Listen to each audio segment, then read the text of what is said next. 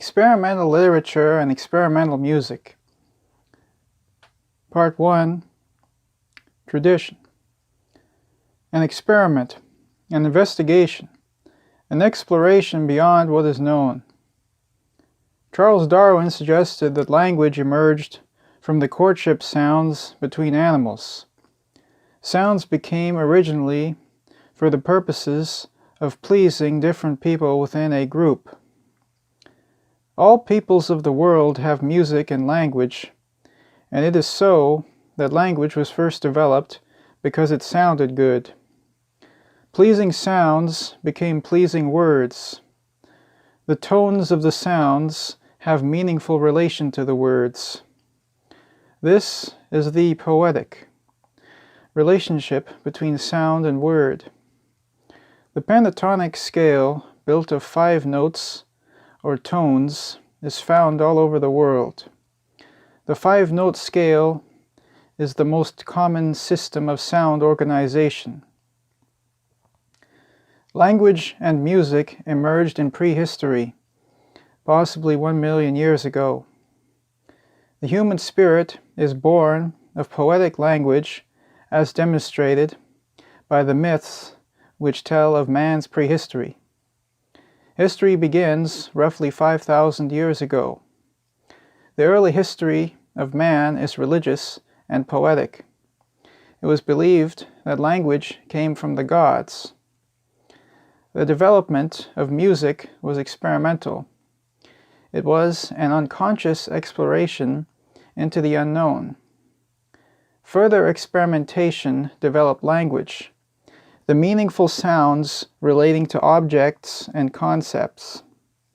The formation of language developed alongside basic categories: day and night, male and female, good and evil, and heaven and earth. The earliest poetic tradition of Europe goes back more than 3,000 years to the Indo-Europeans. They may have came originally from somewhere near modern-day Turkey or India. The Indo-Europeans are the precursors to India, Persia, and pre-Christian European traditions. Innovation in language was tied to innovation in material goods, such as the chariot and the horse. Backhofen, Neumann, and Morgan have suggested a prehistoric world ruled by the feminine, the moon, and the unconscious. The dawn of history coincides with a change to the masculine aspect becoming dominant, with sun cults and an increased development of consciousness. The dominant trends in Europe were Scandinavian Germanic traditions and Greco-Roman. However, there was influence from East Asia through the borders of the Greco-Roman Empire. The national origins of the Germans can be found in the Nibelungenlied, which was paralleled with the Eddas for Scandinavia. In what sense is European mythology experimental? This mythology, as with others, records the legends of the first experiences of men who tried to tame the wilderness and create civilization. Mythology is experimental in the sense that it records the exploration from the unconscious to the conscious, the known to the unknown.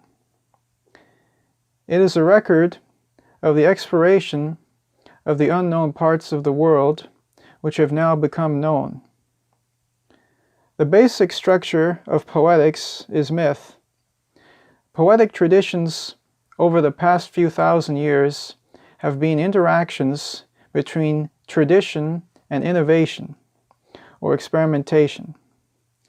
Much experimentation was necessary for making stories relevant to the changes in values.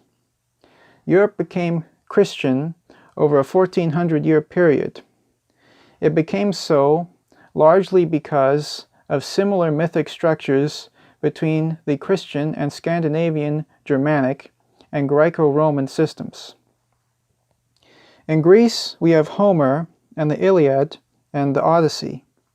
Hesiod recorded the coming of the gods.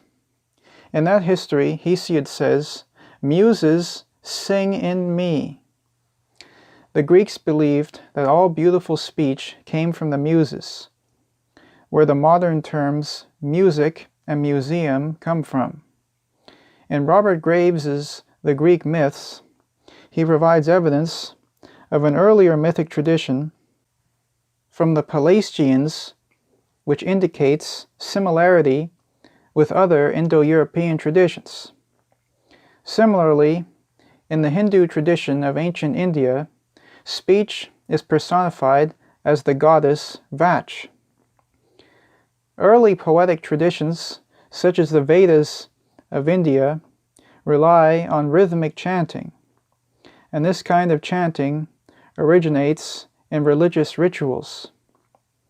This kind of chanting also exists at the heart of the world's poetic traditions. One of the earliest poetic tales of England is Beowulf, which describes the efforts of that Scandinavian hero to defeat evil. The English poetic tradition draws its roots from the Greco-Roman tradition, the French epics of Charlemagne's court, and the Italy of Dante. Part 2. Experiment. The core of the poetic tradition stretches back into prehistory. The modern poetic tradition began in the Middle Ages. Changes in ideas, such as the development of modern science beginning in the 16th century, caused changes in expression. Prior to the 16th century, all instruction in Europe was done through rhyme. Prior to the printing press, teaching through rhyming was the simplest way of getting people to remember something. The English language, in Old English, carried much more rhythm and rhyme. The ability to teach using written materials meant that lessons no longer had to rhyme to be remembered. Gradually, the English language lost its tendency to rhyme, and English writers began to move away from rhyme also. Blank verse was the emergence of written verse which did not rhyme, but which followed a regular rhythm.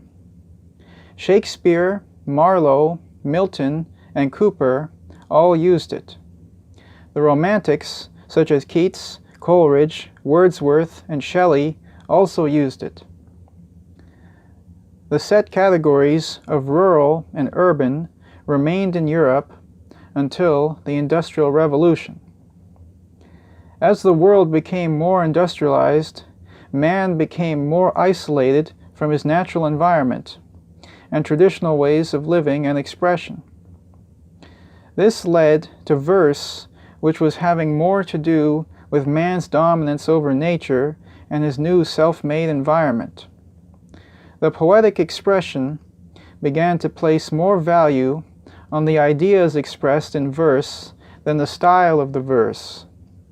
This coincided with the rise of the novel and the decline of poetic verse. In former times, man was naturally poetic, and as he became more estranged from the vitality of life, he lost touch with the gods who gave him the power of beautiful speech. A 19th century innovation in thought was to suppose that man gains all inspiration from himself. The new experimental verse of the 19th and 20th centuries reflects the shift from soul to mind.